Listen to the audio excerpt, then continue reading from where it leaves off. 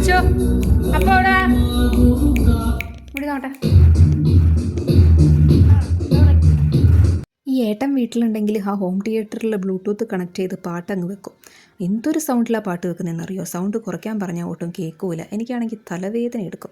Actually ഞങ്ങൾ ഈ ready ആവുന്നത് ഒന്ന് പുറത്തു പോകാനായിട്ടാണ് കേട്ടോ. വേറൊന്നിനല്ല, അച്ചുക്കുട്ടൻ്റെയും അപ്പുക്കുട്ടൻ്റെയും മുടി വെട്ടിക്കാൻ വേണ്ടിയിട്ട്. ആക്ച്വലി ഈ ഒരു പ്ലാനിലേ ഞാനില്ലായിരുന്നു. ഇവരെ പറഞ്ഞു വിട്ടിട്ട് കുറച്ച് നേരം കിടന്നുറങ്ങാമെന്ന് ഓർത്തിട്ട് അങ്ങനെ ഇരുന്നപ്പം ഒരുത്തിന് ഭയങ്കര വാശി, ഞാനും കൂടെ ചെല്ലണമെന്ന്. അങ്ങനെ പിന്നെ ഞാനും ഒരുങ്ങി ഇവരുടെ കൂടെ പോയി.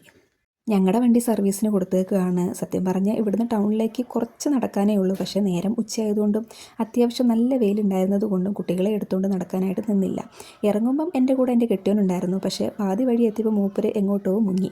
മൂപ്പരാണെങ്കിൽ മുങ്ങിയാൽ പിന്നെ പൊങ്ങാൻ വലിയ പാടാണ്. ഇനിയിപ്പോൾ കുട്ടികളുടെ മുടി വെട്ടിച്ച് കഴിഞ്ഞിട്ട് വേണം ഒന്ന് വിളിച്ച് നോക്കാൻ, എവിടെയാണെന്ന് അറിയണമല്ലോ. അങ്ങനെ ഞങ്ങൾ ബാർബർ ഷോപ്പിലെത്തി. അപ്പുക്കുട്ടൻ്റെ മുടി വെട്ടിക്കൊണ്ടിരിക്കുകയാണ്. ഇത് കഴിഞ്ഞിട്ട് വേണം അച്ചുക്കുട്ടൻ്റെ മുടി വെട്ടാനായിട്ട്.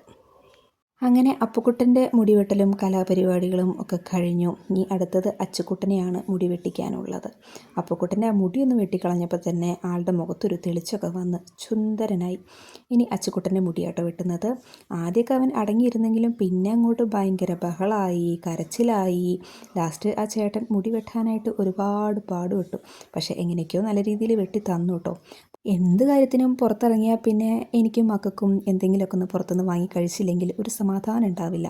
അങ്ങനെ ഞങ്ങൾ അവിടെയുള്ള ഒരു ബേക്കറിയിൽ കയറി ഉടനെ അച്ചുക്കുട്ടനും അപ്പുക്കുട്ടനും ഓരോ കിൻഡർ ജോയ് എടുത്ത് കൈ പിടിച്ചു.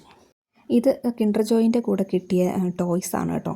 അച്ചുക്കുട്ടന് ഒരു ലോക്കും കീയും, പിന്നെ അപ്പുക്കുട്ടൻ്റെ ആ ടോയ് എന്ത് സാധനം എന്നുള്ളത് എനിക്ക് ഇപ്പോഴും മനസ്സിലായിട്ടില്ല.